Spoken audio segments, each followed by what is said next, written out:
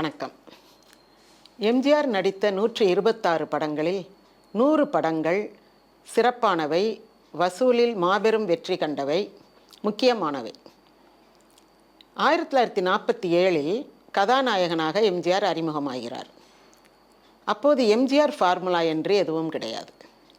அவர் முதலில் நடித்த ராஜகுமாரி திரைப்படத்தில் அவர் மந்திரக்கம்பளத்தில் பறக்கின்றவராகவும் மந்திரக்கோல் வைத்திருக்கும் நபருடன் கூடியிருப்பவராகவும் அதனால் சாதிக்கக்கூடியவராகவும் பார்க்கின்றோம். 1947 ஏப்ரல் 11 எம்ஜிஆர் நடித்த முதல் படமான ராஜகுமாரி வெளியானது.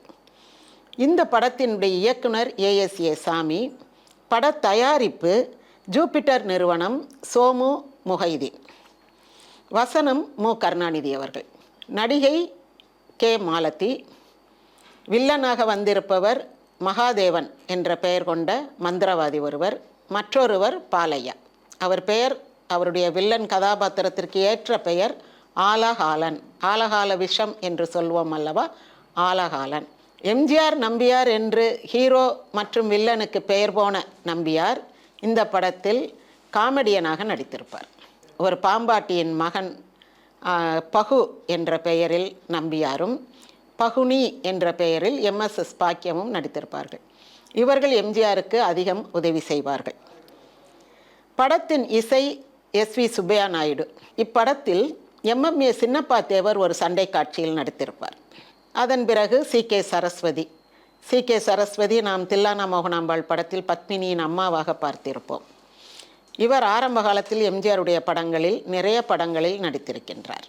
இப்போது இவருக்கு எப்படி இந்த ஹீரோ சான்ஸ் கிடைச்சது, அந்த சமயத்தில் நடந்த விஷயங்கள் சிலவற்றை பார்த்துவிட்டு இந்த கதைக்குள் போவோம். முதல்ல சாயா என்ற படத்தில் தான் அவர் ஹீரோவான அறிமுகமாகிறாரு. அப்போ குமுதினி என்பவர் ஹீரோயின். குமுதினி யாருன்னா, தேடி வந்த மாப்பிள்ளை படத்தில் இவங்க ஜெயலலிதாவுக்கு அத்தையாக நடித்திருப்பார். அந்த குமுதினியோடு எம்ஜிஆர் ஜோடி போட்டு நடிக்கணும். அப்போ ஒரு இடத்துல ஓடி வந்து விழுகிற மாதிரி சாயா அந்த ஹீரோயின் குமுதினி எம்ஜிஆரை தூக்கி தலையெடுத்து மடியில் வச்சிருக்கிற மாதிரி ஒரு சீன் நடிக்கணும். அது 2-3 டேக் ஆகுது. அப்போது குமுதினியோட கணவருக்கு ரொம்ப கோவம் வந்துடுது. இவன் யார் புதுப்பைய, சும்மா என் ஒய்ஃப் மடியில் படுக்கணும்னு இப்படி ரீடேக் வாங்குறான் அப்படின்னு சொல்லவும் எம்ஜிஆருக்கு ரொம்ப அவமானமாக போயிடுது. இப்படி ஒரு கெட்ட பேரா நமக்கு, உண்மையிலேயே நம்ம எந்த தப்பும் செய்யலையே, யாரோ செய்த தவறுக்கு நம்ம பலிகடை ஆக்கப்படுறோமேனு ரொம்ப வருத்தப்படுறாரு. அதோடு அந்த படம் நின்று போயிடுது, வரல. இதனால் அவருக்கு இந்த கதாநாயகனாக வந்த சமயத்தில் இருந்த ஒரு ஒரு அசூயை, ஒரு அவமானம், ஒரு சங்கடம் வந்து அடுத்த முறை இந்த படத்தில் அவரை கதாநாயகனாக போடுறாங்கன்னு சொல்லும் போது கூட கொஞ்சம் வருத்தமாக இருக்குது. உண்மைதானா அப்படின்ட்டு. யார் இயக்குனர்னா ஏஎஸ்ஏ சாமி. அவருக்கும் அது ஃபஸ்ட்டு பிக்சர், நம்பியாருக்கும் ஃபஸ்ட்டு பிக்சர், சாண்டோ சின்னப்பா தேவருக்கும் ஃபஸ்ட்டு பிக்சர். அப்போ ஏஎஸ்ஏ சாமிகிட்ட போய் கேட்குறாரு மெதுவாக எம்ஜிஆர், இந்த படத்தில் நான் என்னை வந்து கதாநாயகனாக போட்டிருக்கதா சொல்கிறாங்களே உண்மையா அப்படின்னு கேட்குறாரு. அவர் ரொம்ப கெத்தா, பேச்சு அடிபடுது ஆனால் எதிர்ப்பு நிறையா இருக்குது, நீ எதுக்கும் போய் தயாரிப்பாளர் சோமு அண்ணன்ட்டே கேளு அப்படின்றார். சரின்னு எம்ஜிஆர் மெதுவாக வந்து, அண்ணே இந்த புது படம் எடுக்கிறீங்கல்ல ராஜகுமாரி, அதில் நானே நடிக்கிறேன் அப்படின்றார். ஆக்சுவலாக அவங்க இந்த படம் வந்து டிஆர் ராஜகுமாரி, பியு சின்னப்பாவை வச்சு எடுக்கணும்னு முதல்ல அது ஒரு பெரிய மெகா பட்ஜெட் படமாக பிளான் பண்ணது. அதுக்கு பிறகு வேண்டாம், இப்படி ஒரு புதுமுகங்களை போட்டு எடுப்போம்னு தான் ராமச்சந்திரனை போட்டு எடுப்போம்னு நினைக்கிறாங்க. எம்ஜிஆர் திரை உலகத்தில் அறிமுகமானது 1936 சதிலீலாவதியில் ஒரு போலீஸ்காரராக வருவார். அப்போ 11 வருஷமாக அவர் சின்ன கேரக்டர்லேயே நடிச்சுக்கிட்டு இருக்கார். அப்போது அவருடைய வயசு, அவருடைய அனுபவத்தை நீங்கள் நினச்சி பாருங்கள். இப்போ போய் சோமு அண்ணன்ட்டு அவர் கேட்குறாரு, அண்ணே இந்த கதாபாத்திரம் நானே பண்ணுறேன்னே அப்படின்றாரு. அப்போது ஏஎஸ்ஏ சாமி இயக்குனர் உள்ளே வர்றாரு. அப்போது தயாரிப்பாளர் இயக்குனர்கிட்ட கேட்குறாரு, என்ன ராமச்சந்திரன் பண்ணுறேன்றாரு, பண்ணுவாரா அப்படின்னு கேட்குறாரு. நீங்கள் எல்லாம் இது பண்ணால் சொல்லி கொடுத்தா, அவருக்கு நம்பிக்கை கொடுத்தா அவர் பண்ணுவார் அப்படின்னு ஏஎஸ்ஏ சாமி பட்டும் படாமல் எல்லாம் உங்கள் முடிவு தான்ற மாதிரி சொல்கிறாரு. ஏன்னா அவரும் புதுமுகம் தானே, அவர் என்ன டிசைட் பண்ண முடியும். அதன் பிறகு அந்த வாய்ப்பு கிடைக்கிது. ஆனால் படம் ராஜகுமாரி முதல்ல வந்தாலும் மருதநாட்டு இளவரசி தான் முதல்ல ஷூட் பண்ண படம் அப்படின்ட்டு ஜானகி அம்மா எனக்கு மட்டும் தெரிந்த எம்ஜிஆர்ன்ற புக்கில் சொல்லியிருக்காங்க. ரெண்டும் கிட்டத்தட்ட சைமல்டேனியஸாக ஒரே சமயம் ஷூட்டிங் நடக்குது. ஆனால் ரிலீஸ் ஆனது ராஜகுமாரி ஃபஸ்ட்டு அப்படின்னு சொல்கிறாங்க. இப்போ இந்த ராஜகுமாரியில் வந்து கதை எப்படின்னா, ராஜகுமாரி அந்த வில்லன் பாலையா வந்து அந்த ராஜா வந்து ரொம்ப ஒரு கேட்பார் பேச்சு கேட்குற ஒரு இன்னசென்ட், அந்த அரச பதவிக்கு லாயக்கில்லாத ஒரு மனுஷன். எது சொன்னாலும் ரெண்டு தடவை சொல்லிக்கிட்டு இருப்பார். அவரே தனக்குத்தானே 2 தடவை சொன்னால் தான் அவருக்கு மன திருப்தி ஆகும். அவர் ஆலகாலன் என்று அழைக்கப்படுகிற பாலையாவிற்கு தன்னுடைய மகளை திருமணம் செய்து வைத்து பாலையாவை மன்னராக்க வேண்டும்னு நினைக்கிறார். ஆனால் பாலையாவை வந்து இவங்களுக்கு பிடிக்கவே இல்லை. யாருக்கு? அந்த ஹீரோயின் கே மாலதி, அந்த பொண்ணுக்கு பிடிக்கலை. அப்போ இந்த பொண்ணை இந்த ஹீரோயின் என்ன பண்ணுறாங்க, இளவரசி அவங்களே ராஜகுமாரி, அந்த ராஜகுமாரி அவங்களே வந்து வேட்டைக்கு போகிறது, வேல் பயிற்சி, வாழ் பயிற்சி எல்லாமே படித்து ஒரு ஆணுக்கு நிகராக நாமே இந்த நாட்டை ஆள வேண்டும்னு நினைக்கிறாங்க. இப்படி ஒரு நாள் வேட்டைக்கு வரும்போது மான்னு நினச்சி இவங்க எய்த அம்பு வந்து எம்ஜிஆர் மேலே பட்டுருது. எம்ஜிஆர் ஒரு சாதாரண இளைஞன், ஒரு குடியானவன். மேலே பட்ட உடனே இவங்க ஓடியாந்து பார்க்குறாங்க. பார்த்து அவருக்குடைய காயத்துக்கெல்லாம் சிகிச்சை செய்கிறாங்க. அவருக்கு ரொம்ப பிடிச்சி போயிடுது. அவர் ஒரு கட்டத்தில் சொல்லுவார், ராஜகுமாரி தொட்டதும் ஜில்லுன்னு இருந்துச்சுமா அப்படிம்பார். அந்த மாதிரி 2-3 நாள் தொடர்ந்து ஒருத்தர் சந்திக்கவும், அந்த அம்மா அரண்மனையிலேருந்து வர, இவர் டெய்லி வர, இப்படியே பார்த்து காதல் வளர்ந்து கொண்டு இருக்கும்போது என்ன ஆயிடுது, அவங்க பாலையாவுக்கு தெரிஞ்சிருது. ஏன்னா அந்த அம்மா பாலையாவை திருமணம் செய்து கொள்ள மாட்டேன்னு சொல்லவும், அப்போ நல்லான்னு ஒருத்தன் இருக்கான் பாலையா கூட, அந்த நல்லான் வந்து சொல்லிடுறான் விஷயம் இப்படி போய்கிட்டு இருக்குது அப்படின்ட்டு. அதில் ஒரு நல்ல வசனம் உண்டு, நல்லான் எல்லாருக்கும் நல்லான் அப்படின்ட்டு. அப்போ நல்லான்னு சொல்லவும் பாலையா வந்து எம்ஜிஆருடைய அம்மாவை மிரட்டி வச்சிருவார், இதெல்லாம் ஆகாது, உன் மகனை ஒழுங்காக வச்சுக்கோ அப்படின்னு. இந்த நேரத்தில் பாலையா எப்படியாவது ராஜகுமாரியை நம்ம வசியப்படுத்தி கல்யாணம் முடிச்சிடணும்னு நினைப்பார். வசியத்துக்காக ஒரு மந்திரவாதிகிட்ட போவார். அந்த மந்திரவாதி இங்கே எதுக்கு வந்திருக்கான்னா, அவன் வந்து ஒரு மாய மந்திர விளக்கு வச்சுருப்பான். அலாவுதீனும் அற்புத விளக்கும் கதை மாதிரி ஒரு விளக்கு வச்சுருப்பான். அந்த விளக்கு அப்படி தேய்ச்ச உடனே ஒரு குட்டிச்சாத்தான் வந்து நிற்கும். குட்டி அவர் 2 அடி உயரத்தில். அதுக்கிட்ட இவன் என்ன கட்டளையிடுறானோ அது செய்யும். அப்போ அந்த மந்திரவாதியும் மந்திரவாதிக்கு அசிஸ்டன்ட் புலிமூட்டை ராமசாமி ஒரு குண்டா இருப்பார் ஒருத்தர். அவங்க 2 பேரும் ஒரு அரண்மனை கேட்பாங்க, அழகான பெண்கள் கேட்பாங்க, உணவு கேட்பாங்க. ஆனால் அந்த பெண்கள் எல்லாரும் பார்த்தாலுமே இந்த மந்திரவாதிக்கு வந்து அவளை பிடிக்காது, இன்னும் நல்ல அழகான பெண் வேணும் அப்படின்னு நினச்சி தான் அவர் ஊருக்குள்ளே வர்றார். மந்திரவாதி வந்து ஊருக்குள்ளே தங்கியிருக்காரு, பேய் பிடிச்சவங்களெல்லாம் அடித்து விரட்டுறாரு. இந்த நல்லானை வந்து ஒரு குரங்கு மாதிரி மாற்றிடுவாப்புல, அதன் பிறகு சரியாக மாற்றி விட்டுருவாப்புல. இப்படியெல்லாம் நடந்துக்கிட்டு இருக்க வேளையில் பாலையா வந்து இந்த மந்திரவாதியை கூப்பிட்டு ராஜகுமாரியை காமிச்சு, இந்த பெண்ணு எனக்கு வசியமாகணும்னு சொல்லுவார். இந்த நேரத்தில் இந்த மந்திரவாதி பார்த்துட்டு, ஆஹா இதை ரொம்ப அழகான பொண்ணாக இருக்கே ராஜகுமாரி, இவளைத்தான் நம்ம தூக்கிட்டு போகணும்ட்டு ஒரு ஸ்டோன் பெஞ்ச், மயில் வடிவில் ஒரு ஸ்டோன் பெஞ்சாக மாறி இருந்துக்கிடுவாப்புல. அப்போ அந்த ராஜகுமாரி ரொம்ப சோகமாக வருவாங்க. என்னென்னா, பாலையா வந்து ராஜகுமாரியை காட்டுக்கெல்லாம் அனுப்பக்கூடாதுன்னு சொல்லிடுவார். அவன் எம்ஜிஆருடைய அம்மா எம்ஜிஆர்கிட்ட காதலிக்கக்கூடாது, நீயே நமக்கு அரண்மனை சகவாசம் வேணான்ருவாங்க. அப்போ கடைசி அவங்க பார்க்கும் போது எம்ஜிஆர் வந்து ராஜகுமாரிகிட்ட, எங்கள் அம்மா கூடாதுன்ட்டாங்க, நான் எங்கள் அம்மா பேச்சை கடமைப்பட்டிருக்கேன், பார்ப்போம் காலம்தான் பதில் சொல்லும்ட்டு வந்துடுவார். இப்போ இவங்க தற்காலிகமாக பிரிஞ்சிட்டாங்க. அந்த சோகத்தில் ஒரு பாட்டு பாடிக்கிட்டு, இந்த படத்தில் அந்த அம்மா நல்லா சொந்த பாட்டு பாடுவாங்க சொந்த குரலில். அப்போ வந்து இந்த ஸ்டோன் பெஞ்சில் உட்காந்த உடனே ஸ்டோன் பெஞ்ச் அப்படியே பறந்துடும். பறந்து அவர் கொண்டு போய் மந்திரவாதி தாமுடைய அந்த தீவில் வச்சுக்கிட்டு, ஜாலத்தீவு அங்கே வச்சுக்கிட்டு அவளை வந்து ஒரு நெருங்கும்போது இந்த புலிமூட்டை ராமசாமி சொல்லுவாப்புல, பெண் வந்து தானாக கனியணும், அடித்து கனிய வைக்கக்கூடாதுன்னு ஒரு இது விஷயம் சொன்ன உடனே மந்திரவாதி கொஞ்சம் ஒதுங்கி இருந்து ஒரு அங்கே இருக்கிற ஒரு அழகான பெண்ணிட்ட அவள் மனசை கரைச்சி கொண்டா, என் பக்கம் கொண்டு வா அப்படின்னு சொல்லி விட்டுருவாப்புல. இப்போ இங்கே என்ன ஆகுது, ராஜகுமாரியை காணோம்ன உடனே ராஜகுமாரியை திரும்ப மீட்டு கொண்டு வர்றவங்களுக்கு அந்த பெண்ணையே கல்யாணம் பண்ணி வைப்பேன்னு ராஜா சொல்லிடுவார். சொன்ன உடனே ஆலகாலன் என்ற பாலையா ஒரு கப்பலில் கிளம்பி போவாப்புல. போகும்போது மந்திரவாதி கப்பல் வர்றதை பார்த்துட்டு ஒரு பெரிய புயல் கொண்டு வந்து அந்த கப்பல் கவுந்துடும்.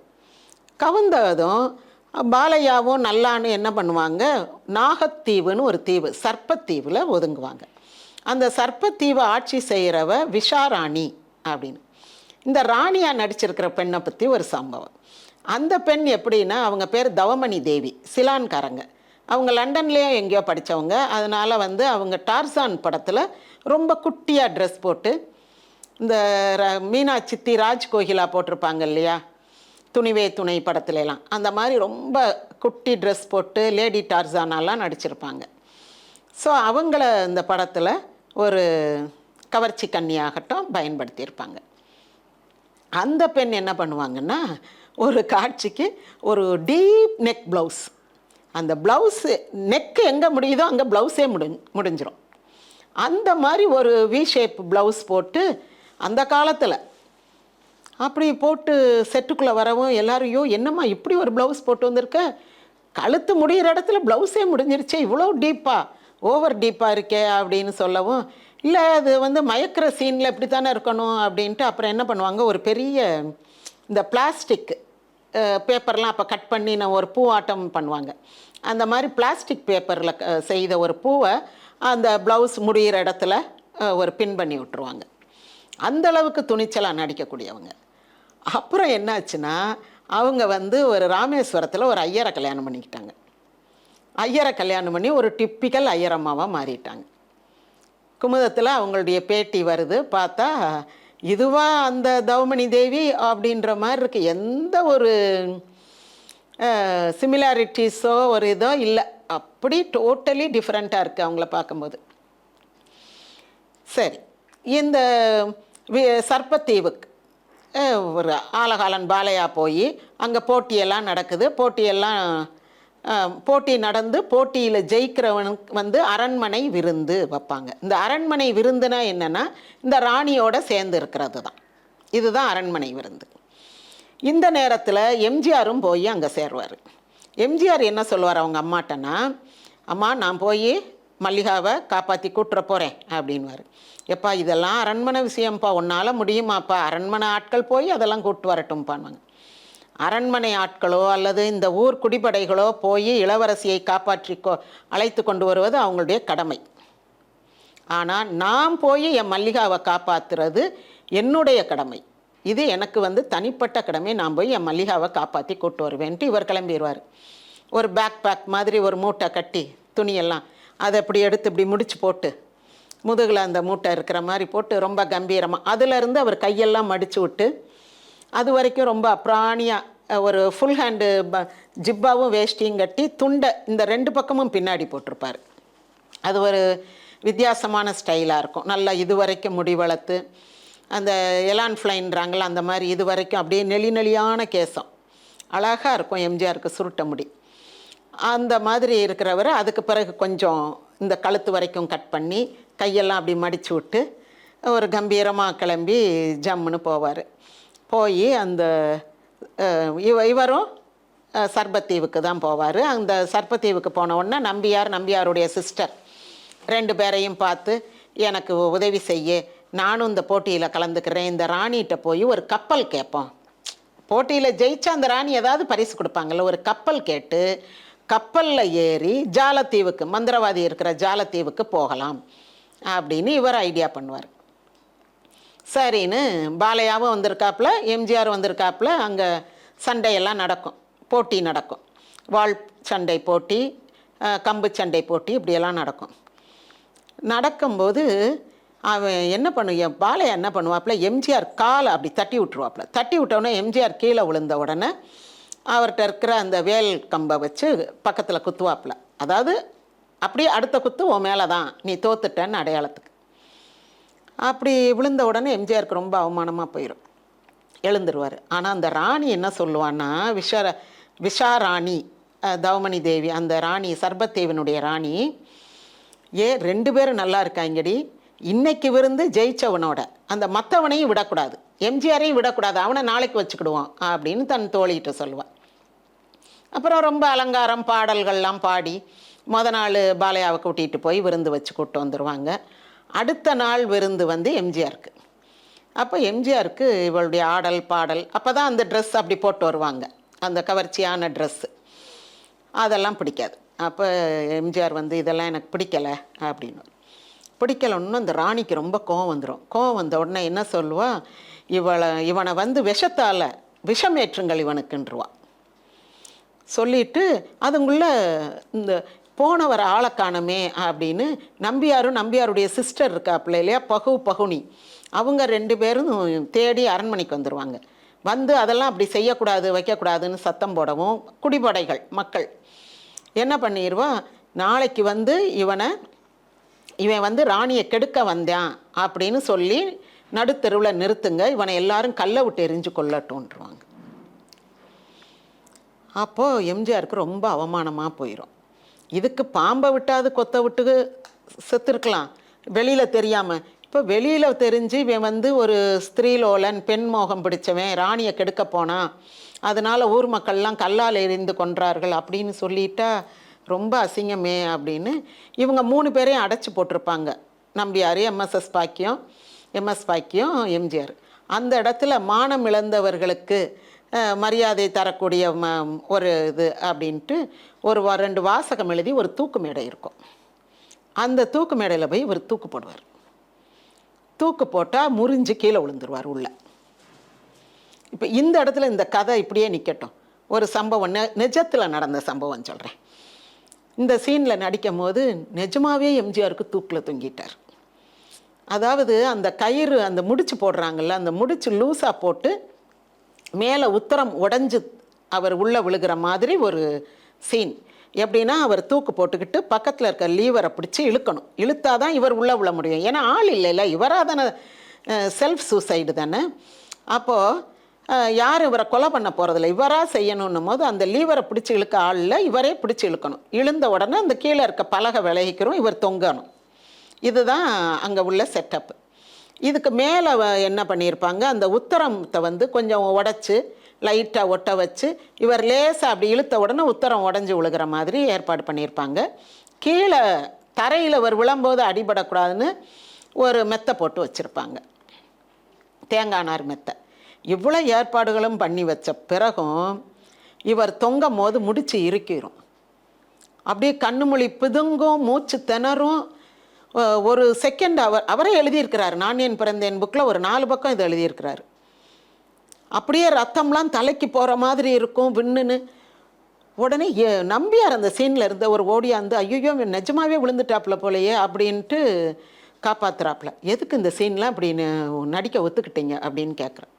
இதில் ஒத்துக்கிடலைன்னு சொன்னால் இந்த வாய்ப்பு எனக்கு கிடைக்காது, வேறு யாருக்காவது போயிடும். நான் எப்படியாவது எனக்குன்னு ஒரு தொழில் வேணும், அந்த தொழிலில் நான் நின்று நிலை பெறணும் அப்படின்னும் போது எனக்கு வந்து சாய்ஸே கிடையாது. நான் இதில் நடிக்கலாமா வேண்டாமான்றது வாய்ப்பெல்லாம் எனக்கு கிடையாது. அவங்க என்ன சொல்கிறாங்களோ அதை நான் நடித்து தான் ஆகணும் அப்படின்றாரு. அவருடைய நிலைமை பற்றி இன்னும் சொல்லியிருக்காரு, நான் அதை அப்புறம் வாசித்தே காட்டுறேன். விழுந்த உடனே பார்த்தா அதுக்குள்ளே ஒரு பாதாள வழி போகுது. அப்புறம் அங்கே போனால் அவங்க வந்து அதுக்கு பிறகு தப்பிச்சு வர்றாங்க.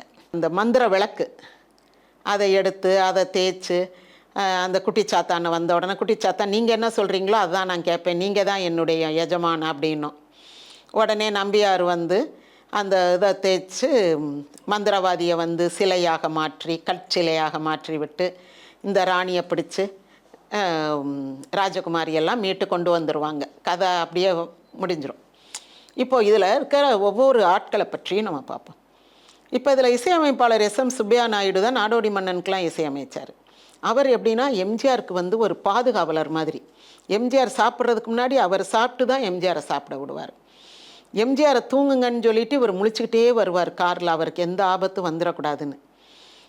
அவரை பற்றி ஒரு சிரிப்பை பற்றி மட்டும் எம்ஜிஆர் ஒரு பக்கம் எழுதியிருப்பார் நான் என் பிறந்தேனில், அவருடைய அந்த சுய வரலாற்று நூலில். இந்த படத்துக்கு சான்ஸ் கிடச்சது வச்சது இதெல்லாம் அவங்க வந்து நிறையா எழுதியிருப்பார். இன்னொன்று, இந்த ராணியை பற்றி ஒரு விஷயம் சொல்கிறேன். இந்த ராஜகுமாரி இருக்காங்க இல்லையா, எம்ஜிஆர் கடைசி அவருடைய லாஸ்ட் ஷூட் முடியுது, மீனவ நண்பனுக்கு ஷூட் முடிச்சுட்டு உடனே எல்லாரையும் வச்சு பேசுகிறாரு. இதோட என்னுடைய நடிப்பு திரையுலக வாழ்க்கை நிறைவு பெறுது. நான் முதல் படம் ராஜகுமாரி நடிக்கும் போது ராஜாவின் மனைவியோடு நடித்தேன். இந்த ஃபீல்டில் நான் ஏகபோக சக்கரவர்த்தியாக இருந்தேன். இப்போ நான் ஒரு முதல் மந்திரியாக தான் போகிறேன். இந்த ஃபீல்டில் எனக்கு இருந்த அதிகாரமும் சுதந்திரமும் அங்கே இருக்காது. இப்போ கடைசி படம் ராஜா மகளோடு நடிச்சிருக்கேன். லதா ராஜா மகள் தானே, சண்முகராஜேஸ்வர சேதுபதியோட மகள். அந்த கே மாலதி இந்த படத்தில் நடித்த ஹீரோயின் ராஜாவோட மனைவியான். அப்போ அவர் அதை மென்ஷன் பண்ணுறாரு, நான் ஃபஸ்ட்டு படம் அப்படி நடித்தேன், கடைசி படம் இப்படி நடிச்சிருக்கேன் அப்படின்னு சொல்கிறாரு. கலைஞருக்கு எம்ஜிஆர் வாய்ப்பு வாங்கி கொடுத்தாரா, எம்ஜிஆருக்கு கலைஞர் வாய்ப்பு வாங்கி கொடுத்தாரா? இது இந்த திமுக அண்ணா திமுக அல்லது திமுக எம்ஜிஆர் ரசிகரிடையே நீண்ட காலம் இருந்து வரும் விவாதம். கலைஞர் தன்னுடைய நெஞ்சுக்கு நீதியில் என்ன சொல்லியிருக்காருன்னா, நான் பெரியாருடைய குடியரசு பத்திரிகையில் வேலை பார்த்துக்கிட்டு இருந்தேன். அப்போ ஏஎஸ்ஏ சாமி இயக்குனர் ஒரு அழைப்பு விடுத்திருந்தார் என்னை கோவைக்கு வர சொல்லி. அப்போ நான் கோவைக்கு போகணும், இப்படி ஒரு வாய்ப்பு வந்திருக்குன்னு ஐயாட்ட சொன்னேன். ஐயா சரி போயிட்டு வாங்கன்னாரு. நான் ஒரு நண்பர் துணையோடு போனேன் அப்படின்றார். இந்த நண்பர் யாருன்றதை அவர் குறிப்பிடலை, எம்ஜிஆர் அப்படின்னு குறிப்பிடலை, ஒரு நண்பர் துணையோடுன்னு. ஆனால் என்னென்னா எம்ஜிஆர் தான் அந்த படத்தில் அவருக்கு வாய்ப்பு வாங்கி தர்றார். எப்படி அந்த படத்தில் கதை, ஆனால் படத்தில் அவர் பேர் இருக்காது, உதவின்னு மட்டும்தான் மு கருணாநிதின்னு போட்டிருக்கோம், வசனம் ஏஎஸ்ஏ சாமின்னு போட்டிருக்கோம். அந்த ஏஎஸ்ஏ சாமி ஏதோ எம்ஜிஆருக்கு ஒரு வாய்ப்பு கொடுத்ததுனாலையும் கலைஞருக்கு ஒரு வாய்ப்பு கொடுத்ததுனாலையும் அவர் ரொம்ப பெரிய ஆள் மாதிரி அவர் பேரை பிஏ ஆனர்ஸ் அப்படின்லாம் போட்டுக்கிடுவார். ஆக்சுவலாக மந்திரிகுமாரிக்கு அவர் முதல்ல ரெக்கமெண்ட் பண்ணுறாரு. மந்திரிகுமாரி கதை காளிதாசின்ற பேரில் எடுத்து பாதியில் நிற்கிது. அப்போ சாரின்றவர் தான், வெங்கடாச்சாரி சாரின்றவர் தான் அதுக்கு கதை வசனம் எழுதுகிறாரு. அவரும் கோவிச்சிட்டு போகவும் இதை திரும்ப புதுசாக எழுதுவோம் அப்படின்ட்டு ஜிஎம்னு சொல்கிற ஜி முத்துச்சாமி ஸ்ரீவில்லிபுத்தூர்கார் தான் அந்த படம் எடுக்கிறாரு. திரும்ப புதுசாக எடுக்கும் போது எம்ஜிஆர் மந்திரிகுமாரிக்கு கலைஞரை வர சொல்லி வசனம் எழுதுகிறாரு. அதே சமயம்தான் ராஜகுமாரியும் எடுக்கிறாங்க. அப்போ ராஜகுமாரிக்கும் கலைஞரே வசனம் எழுதுகிறாரு. அதனால் எம்ஜிஆருடைய ரெக்கமெண்டேஷனில் தான் கலைஞர் வசனம் எழுத வர்றாரு. படம் வெளிவந்தது ராஜகுமாரி முதல்ல வெளிவந்தது. அதுக்கு பிறகு தான் மருதநாட்டு இளவரசி வெளிவந்ததாக எனக்கு மட்டுமே தெரிந்த எம்ஜிஆர்ன்றதில் ஜானகி அம்மா சொல்லியிருக்காங்க. இந்த படத்துக்கு எம்ஜிஆருக்கு பேசப்பட்ட சம்பளம் 2000 ரூபா, 2500 ரூபா மாதம், 200 ரூபா வீதம். ஆனால் அப்படி ஒரு 11-12 மாதத்தில் இந்த படம் முடியலை. எவ்வளோ நாள் ஆகுது? 18 மாதம் ஆகுது. அப்போ கோயம்புத்தூரில் சம்பளம் நின்ற உடனே சரி நம்ம கிளம்புவோம், சென்னைக்கு போயிடுவோம், கூப்பிடும் போது மட்டும் நடித்து கொடுத்துட்டு போவோம்னு எம்ஜிஆர் நினைக்கிறாரு. அப்போது அங்கே தான் எம்ஜிஆர் கூட தான் கலைஞரும் தங்கி இருக்கிறார். அதை பின்னாடி ஒரு இடத்துல சொல்லுவார் எம்ஜிஆர், நான் இப்போ நன்றி இல்லாதவன் ஆயிட்டேன்னா அப்போது எங்கள் வீட்டில் என் கூட தங்கி இருக்கும் போதெல்லாம் உங்களுக்கு தெரியலையா நான் மலையாளின்னு. கலைஞர் எம்ஜிஆரை மானங்கெட்ட மலையாளின்னு ஒரு இடத்துல சொல்லுவார். அதிமுக கட்சி ஆரம்பித்த பிறகு சொன்ன உடனே அப்போ எம்ஜிஆர் பதில் கொடுத்துருப்பார், கோயம்புத்தூரில் என் வீட்டில் தங்கி இருக்கும் போது நான் மலையாளின்னு உங்களுக்கு தெரியலையா அப்படின்னு கேட்பார். அப்போ எம்ஜிஆர் வீட்டில் தான் கலைஞர் தங்கி இருக்கார். 12 மாதம் ஆன உடனே சம்பளம் நின்று போயிடுது, படம் முடியலை. அப்போது என்ன பண்ணுறாருன்னா சரி நம்ம சென்னைக்கு போயிடுவோம் அப்படின்னு நினைக்கும்போது குமரன் ஆசான்னு ஒருத்தர், அவர் தான் எம்ஜிஆருக்கு டான்ஸ் சொல்லி கொடுத்தவர். முருகன் படத்தில் எம்ஜிஆர் சிவபெருமானா நடிக்கும் போது ஆனந்த தாண்டவம் ஒன்றும், அடுத்து இன்னொரு தாண்டவம் ருத்ர தாண்டவம் ஒன்றும் ஆடியிருப்பார். ரொம்ப அருமையாக ஆடியிருப்பார். அந்த ஃபில்ம் அவருக்கு கிடைக்கல, அவருக்கே திரும்ப பார்க்க கிடைக்கல, எங்கேயோ எரிஞ்சு போச்சு. குமரன் ஆசான்கிட்ட தான் அவர் நாட்டியம், முறையாக நாட்டியம் பயின்றார். தாண்டவம் ஆடுறதுன்னா அப்போ எவ்வளோ நல்லா படிச்சிருக்கணும்னு பார்த்துக்கோங்க. அந்த குமரன் ஆசான் என்ன சொல்கிறாரு, எம்ஜிஆர்கிட்ட ஒரு கவரில் பணம் போட்டு கொடுத்து இதை வச்சுக்கங்க, நான் வரும்போது வாங்கிக்கிறேன்றாரு. வச்சுக்கங்கன்னு சொன்னால் என்ன அர்த்தம், நானே சென்னை கிளம்பிக்கிட்டு இருக்கேன், நீங்கள் இப்போ கொண்டு வந்து கொடுக்குறீங்களேன்றாரு. சென்னைக்கு நீங்கள் கிளம்புறது அவ்வளோ சரியில்லை, ஏன்னா உங்களை நம்பி ஒரு ஆள் கதாநாயகனாக போட்டிருக்கார். அப்போ அந்த சோமு அண்ணே தயாரிப்பாளர் படம் முடிகிற வரைக்கும் நீங்கள் இங்கே தான் இருக்கணும்.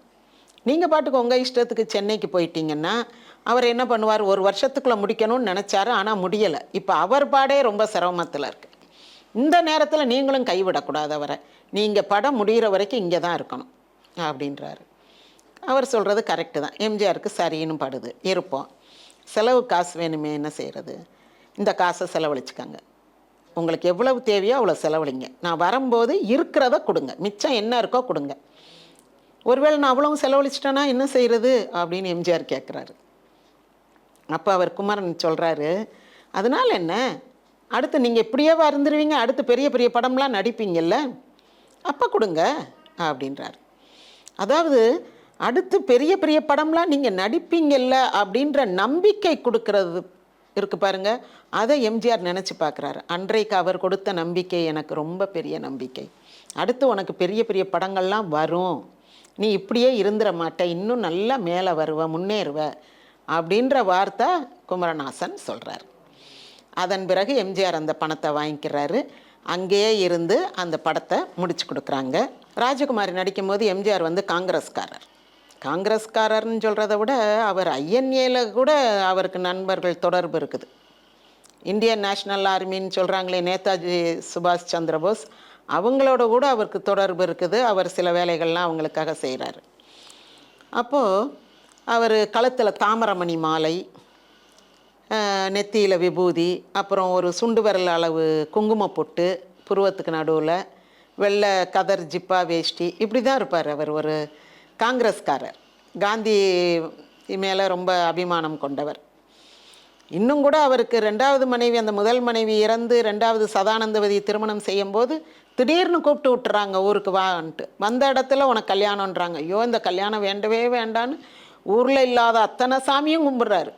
அவர் சொல்லியிருக்காரு அந்த புக்கில், நான் அன்னைக்கு கும்பிட்ட சாமிக்கு கணக்கே இருக்காது, அவ்வளோ சாமியை நான் கும்பிட்டேன். இந்த கல்யாணம் வேண்டாம் சாமி, வேண்டாம் சாமி, நான் சினிமாவில் நடிக்கணும், பெரிய ஒரு ஹீரோ ஆகிட்டு தான் கல்யாணம் முடிக்கணும் அப்படின்லாம் நினச்சி கும்பிட்றாரு.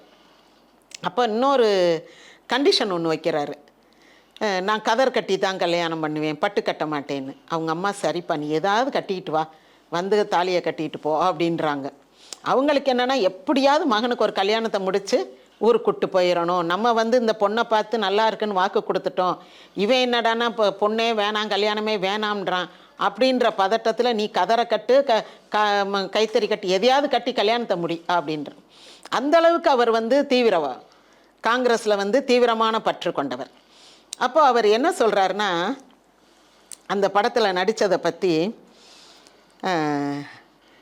அதாவது நம்ம மந்திர கம்பளத்தில் அவங்க பறந்து வர்ற மாதிரியெல்லாம் அப்புறம் படம் போகும். மந்திர கம்பளம், மந்திரக்கோல், உருவம் மறைகிறது, மோதிரம் போட்டால் உருவம் மறைகிறது, இப்படியெல்லாம் நிறைய விஷயங்கள் வரும். அதை நீங்கள் படத்தை பார்த்தீங்கன்னா ரொம்ப சுவாரஸ்யமாக இருக்கும். நான் சொல்லிட்டா நல்லா இருக்காது. மக்களின் அறிவை மழுங்கச் செய்யும் மந்திரத்தால் எளிதாக உயர்வையும் லாபத்தையும் அடைய முடியும் என்று போதித்து மக்களை அழிவுப்பாதையில் இட்டுச் செல்லும் இந்த மோசமான கருத்து கொண்ட படத்தில் எம்ஜி ராமச்சந்திரன் நடித்தார் என்ற கேள்வியும் அதிர்ச்சியும் உங்களுக்கு ஏற்படலாம். இப்படி தொழில் செய்து சம்பாதிக்க வேண்டும் என்று எம்ஜி ராமச்சந்திரன் நினைத்தானா என்று கூட நீங்கள் நினைக்கலாம். இப்படியா நீ சம்பாதிக்கணும் அப்படின்னு நீங்கள் நினைக்கலாம். ஆனால் அன்று என் நிலை தொழில் வேண்டும், அந்த தொழிலில் சிறப்படைய வேண்டும், அவ்வளவுதான். எனக்கு ஏதாவது ஒரு வேலை வேணும். ஏன்னா அதுக்கு நடுவில் மிலிட்ரிக்கெலாம் போகிறேன்னு பிளான் பண்ணிடுவார். அந்த நேரம்தான் அந்த படம் வாய்ப்பு வரும். ஏதாவது ஒரு வேலை, நமக்கு வேறு ஒன்றும் படிப்பு இல்லை, ஒரு தச்சு தொழில் தெரியுமா, கொள்ளு தொழில் தெரியுமா, ஒரு தொழிலும் தெரியாது, நடிக்க மட்டும்தான் தெரியும். அதனால தான் அவங்க வந்து வேலை, தொழில் இந்த வார்த்தையே பயன்படுத்துவாங்க. எம்எஸ் விஸ்வநாதன்லாம் இன்றைக்கி வேலை இருக்குதுன்னு தான் சொல்லுவாரே தவிர இன்றைக்கி ரெக்கார்டிங் இருக்குது, இல்லை எம்ஜிஆர் வந்து இன்றைக்கி ஷூட்டிங் இருக்குன்னுலாம் சொல்ல மாட்டாங்க. அவங்களுக்கு அது வேலை. அப்போ தொழில் வேண்டும், எனக்கு ஏதாவது ஒரு தொழில் வேணும், சும்மாவாக இருக்க முடியும், ஒரு வேலை பார்க்கணும்ல, என்ன வேலை பார்க்குறது அப்படின்னு தான் அவர் சொல்கிறாரு. இந்த மந்திரவாதி படத்தில் நடித்து முதல் படம் அதுதான் ரிலீஸ் ஆகுது, ரொம்ப வெற்றிகரமாக 147 நாட்கள் ஓடுது. அதே சமயம் வந்த இன்னொரு படம் தான் சந்திரலேகா, அதுவும் அதே சமயம்தான் வருது. அது கோடிக்கணக்கில் போட்டு எடுத்த படம். ஆனால் இது வந்து ரொம்ப குறைந்த செலவில் எடுத்த படம். 1.5 வருஷம் 18 மாதங்கள்னு சொல்கிறாரு எடுத்த இந்த படம். அவர் யோகத்துக்கு 147 நாட்கள், 150 நாள்னு வச்சுக்கோங்க, எவ்வளோ பெரிய ஹிட்டு. அதனால அதுக்கு அடுத்தடுத்து அவருக்கு பட வாய்ப்பு வருது. முதல்ல கொஞ்சம் சின்ன சின்ன ரோல்ஸ், அப்புறம் ஒரு 2 வருஷம் பண்ணுறாரு. அப்புறம் அவருக்கு மருதநாட்டு இளவரசி, மந்திரி குமாரி, அதுல எல்லாம் மு. கருணாநிதி கதை வசனம்னு போட்டுறாங்க. ஏன்னா இதுலேயே வசனம் வந்து ஓரளவுக்கு நல்லா வரும். அந்த விஷக்கண்ணி சொல்லுவா, நீ முதலில் என்னை காமக்கப்பலில் ஏற்றி கொண்டு போ, பிறகு உனக்கு தீவுக்கு கப்பல் தருகிறேன் அப்படின்வா. நீ என்னுடைய சொல்லுக்கு இணங்கினாதான் நான் உனக்கு வந்து ஒரு கப்பல் தருவேன் அப்படியெல்லாம் சொல்லுவாள். கடைசியில் அவங்க மந்திர கம்பளத்துல எல்லாம் வந்து நான் தான் இந்த இளவரசியை காப்பாற்றி ராஜகுமாரியை கூட்டிகிட்டு வந்தேன்னு பாலையா சொல்ல, அதுங்குள்ள மற்றவர்கள்லாம் வந்துடுவாங்க. வந்து கிடையாது, கூட்டிகிட்டு வந்தவன் சுகுமாரன், எம்ஜிஆர் பேர் அதில் சுகுமாரன்னு சொல்லுவாங்க.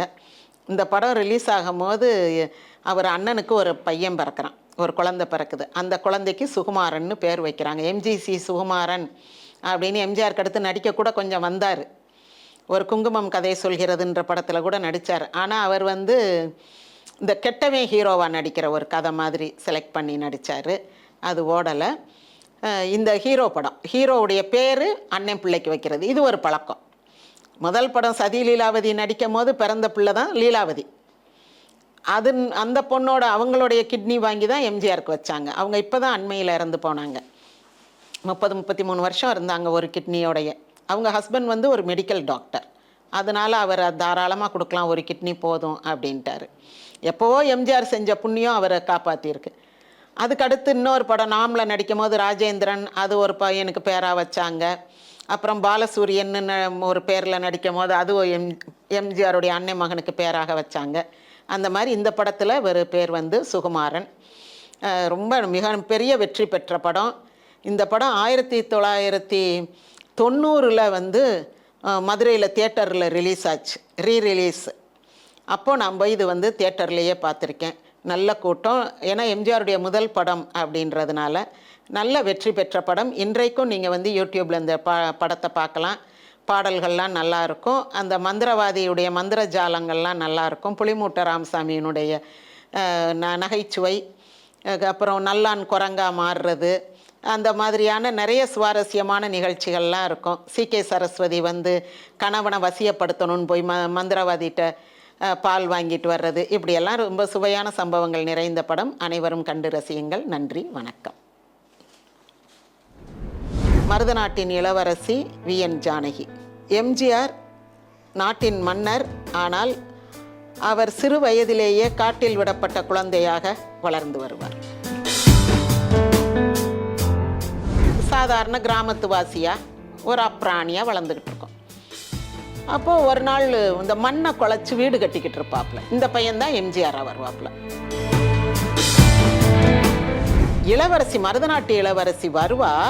அவள் எப்படி வருவான்னா, ஒரு சாதாரண பெண் போல. ஜானகிக்கும் காதல் உண்டாகும். காதல் காட்சிகள் ரொம்ப அருமையாக, ரொம்ப யதார்த்தமாக, அவங்க முகத்தை பார்க்கும் போதே உண்மையிலேயே அவங்க காதலிக்கிறாங்க அப்படின்னு தோன்ற மாதிரியே இருக்கும். அது ஒரு நடிப்பு மாதிரியே தெரியாது.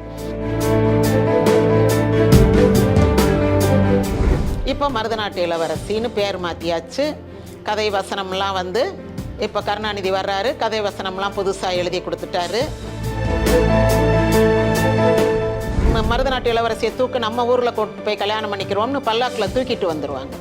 தூக்கிட்டு வரும்போது வழியில் ஒரு இடத்துல இந்த டென்ட் போட்டு தங்கியிருப்பாங்க, கூடாரம் போட்டு. அப்போது இந்த துர்ஜயன் இருக்கான் இல்லையா, வில்லன், எம்ஜிஆர் கூட இருக்க புலிமூட்டை ராமசாமி ஒரு காதலி, அந்த தோழி வி.என். ஜானகியோட தோழி, இவங்க 3 பேருமா வந்து ஒரு டான்ஸ் ஆடுவாங்க. அன்பேவா படம், அப்புறம் பறக்கும் பாவையிலெல்லாம் வர்ற மாதிரி பட்டுப்பூச்சி மாதிரி, வண்டினங்கள் மாதிரி, முயல் மாதிரி எல்லாம் டான்ஸ், அதெல்லாமே இந்த படத்தில் இருக்கும். இந்த படத்தில் அழகழகான நடன காட்சிகள். அப்புறம் எம்ஜிஆருக்கு எம்.எம். மாரியப்பா பாடியிருப்பார். 2-3 காதல் பாட்டு.